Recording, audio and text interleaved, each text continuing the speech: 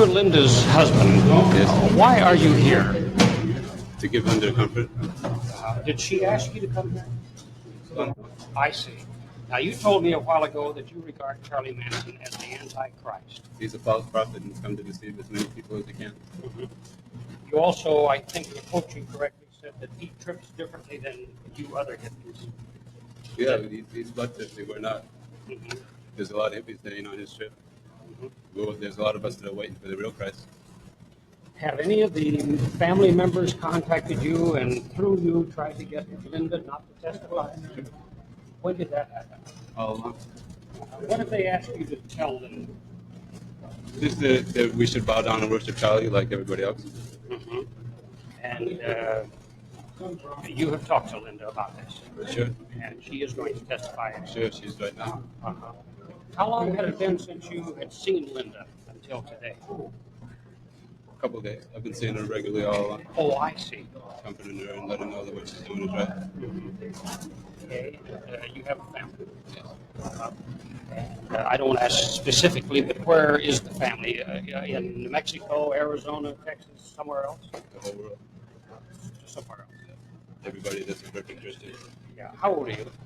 22. At the trial to give Linda I don't know. comfort? They just, yeah, that's what I'm here for, but they just kicked us out of the courtroom. Uh-huh. What sort of work do you do, Robert? Preach. Oh, I see. Yeah. Uh-huh. And how long have you had the calling to preach? All my life, thousands and thousands of years. It's the same message all along. Everybody's been waiting for this time, and it's supposed to spark the last days. How long have you and Linda been married? A couple of years. Would you mind telling us how you met? Just in Boston. Why do you think she got mixed up with Charlie Manson and his clan? Just to play the part she's playing right now. What's that? To be a witness for the people. People are seeing through her eyes what really know what's happening. You mean it was sort of ordained this way? Is that what Yeah. you're trying to say? Yeah. Okay. Thank you very much. Okay. Appreciate it. I got you in about 5.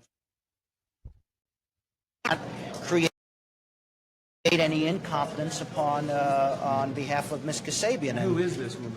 I know a Miss Emma, E-M-M-E-R. It was a declaration of a woman that formerly knew Linda Kasabian in Florida, but she's here now. Mr. Doctor? Stovitz, No, not a doctor. we just entered the situation. Mr. Stovitz, Mr. Kanarick says that the key witness for the prosecution is insane. How do you react to this courtroom charge? Well, I say the proof is in the pudding. You gentlemen will listen to her testify. You'll listen to the way she responds to questions, just the same the jury will.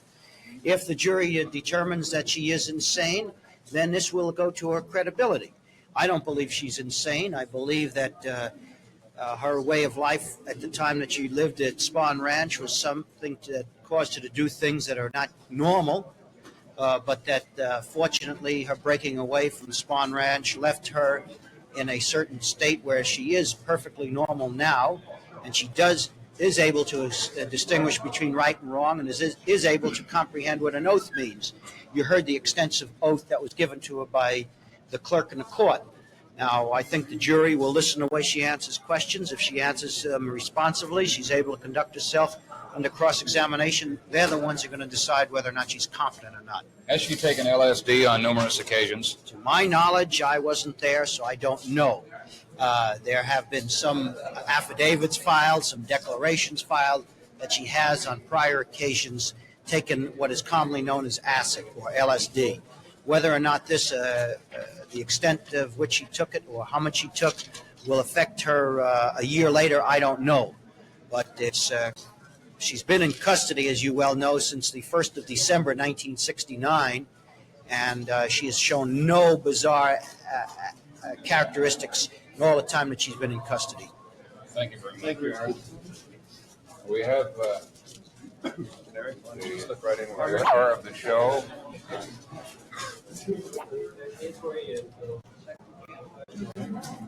Mr. Kanarick, why do you say that Linda Kasabian is insane?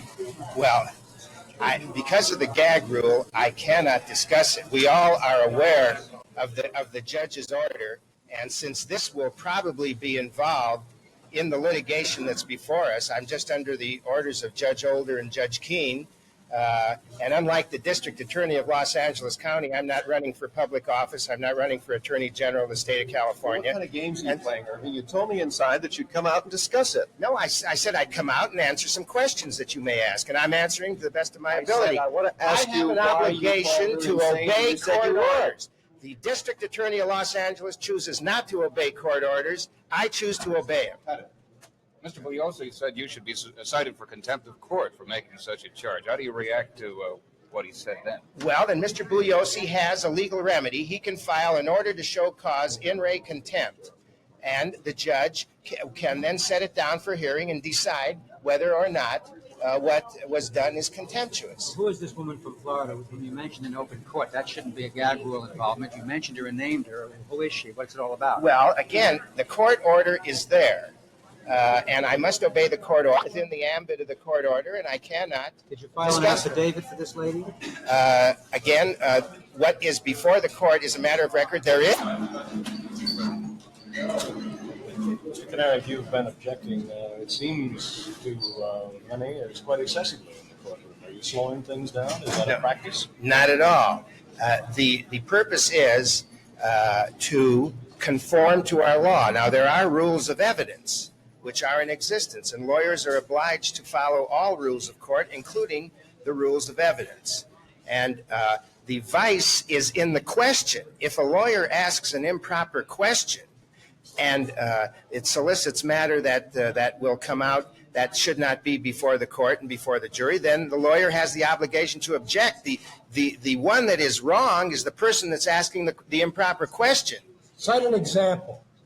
Well, I can't cite an example in this particular case, as you know, because of the gag rule. I'm under a court order not to discuss matters that are pertaining to this case. Now, if you, yes. When the court is still and is relevant, and you maintain your objections after every question, aren't you exceeding the court's ruling? Well, I can only invite you to look at the actual record.